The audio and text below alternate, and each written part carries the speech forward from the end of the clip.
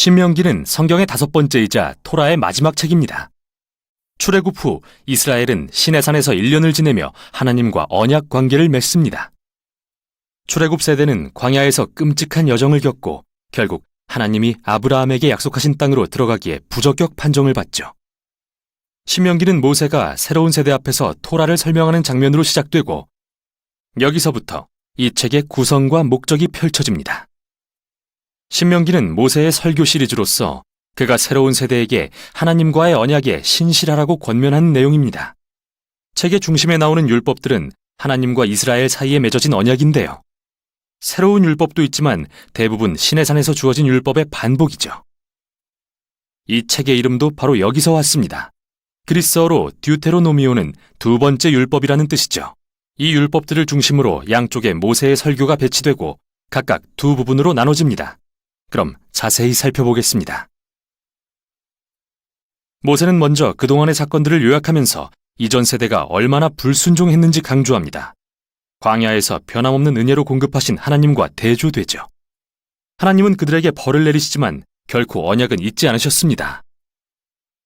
이후 간곡한 설교를 통해 모세는 새로운 세대에게 부모 세대보다 언약에 더 신실하라고 당부합니다. 10계명을 상기시키면서요. 이 부분의 한가운데 유명한 구절인 쉐마가 등장하는데요. 모세는 말하기를 들으라 이스라엘, 우리 하나님은 유일한 여호와시니 너는 마음을 다하고 뜻을 다하고 힘을 다하여 내 하나님 여호와를 사랑하라. 이게 유대교에서 매우 중요한 매일의 기도가 되고 이 구절이 신명기의 모든 주제들을 이어주죠. 히브리어로 쉐마라는 말은 단순히 듣다라는 뜻 이상의 의미를 갖는데요. 들은 것에 반응하다, 우리말로 순종하다라는 뜻을 포함합니다. 또 히브리어로 사랑이라는 말도 감정이나 느낌 이상을 의미하는데요. 사랑은 전심으로 하나님께 헌신하겠다는 결단이며 우리의 의지, 감정, 생각, 마음을 다해야 하죠. 이렇게 이스라엘이 하나님께 순종하고 헌신하는 것은 훨씬 큰 목적을 위함인데 율법에 순종함으로써 열방에서 특별한 민족이 될 것이기 때문이죠. 하나님이 시내산에서 말씀하신 것처럼 그들은 제사장 나라가 될 텐데요. 모세가 방법을 알려줍니다. 이스라엘은 율법을 지킴으로써 온 세상에 하나님의 지혜와 공의를 드러낼 기회를 갖습니다. 쉐마의 또 다른 핵심은 이스라엘이 유일한 여호와께 순종하고 헌신해야 한다는 건데요. 히브리어의 문자적 의미는 여호와는 한 분이시다이고 문맥상으로는 여호와만이 이스라엘이 예배하고 순종할 유일한 하나님이라는 의미죠. 이스라엘은 이제 가나안 땅으로 들어가려고 하는데 그곳은 태양, 날씨, 성, 전쟁 등 온갖 피조물을 대표하는 신들을 섬기는 곳이죠.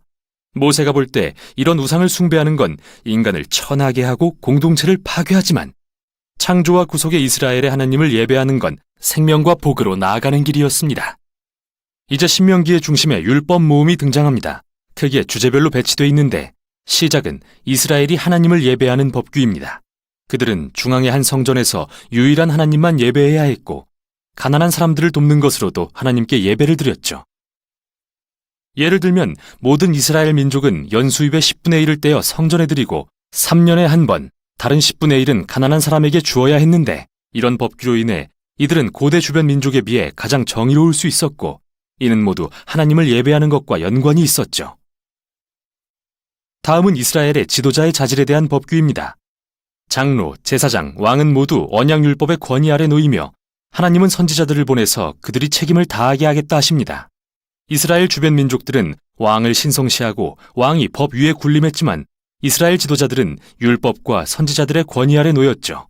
이후 상당 부분 이스라엘의 시민 생활에 대한 법규, 즉 결혼, 가정, 사업에 대한 설명이 나오고 사회 정의에 대한 법규, 즉 사법제도를 통해 과부와 고아와 이민자를 보호하는 방법도 소개된 뒤 예배에 대한 추가적인 법규로 끝을 맺습니다. 자, 율법들을 읽는 요령입니다. 먼저 기억할 것은 이 율법들은 시내산 언약의 조건으로 고대 이스라엘에게 주어졌다는 겁니다. 이 시대의 문화와는 매우 다르죠. 두 번째, 이 율법을 문화가 다른 현대의 법과 비교하는 건 도움이 안 되는데요. 오히려 이 율법이 이스라엘을 구별하고자 주어진 것인 만큼 당시 주변 민족인 아수르나 바벨론의 법과 비교해야 합니다.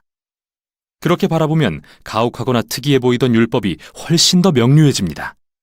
이렇듯 하나님은 이스라엘에게 이전에는 없던 높은 차원의 정의를 요구하신 겁니다. 끝으로 어느 특정 법규에 담긴 지혜나 정의의 핵심 원리가 무엇인지 분별해보면 정말 심오한 뭔가를 발견하게 될 텐데요. 자, 여기 숙제입니다. 사도 바울이 바로 이걸 고린도전서에서 어떻게 적용하는지 보세요. 9장 9절에서 그는 신명기 25장 4절을 인용하는데 정말 흥미롭습니다. 모세로 돌아갑니다. 그는 모든 율법을 전한 후 마지막으로 이스라엘에게 하나님을 청종하고 사랑하라고 당부합니다.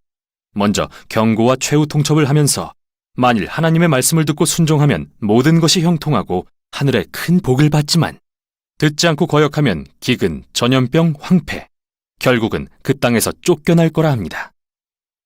그리고 모세는 결정을 강요합니다.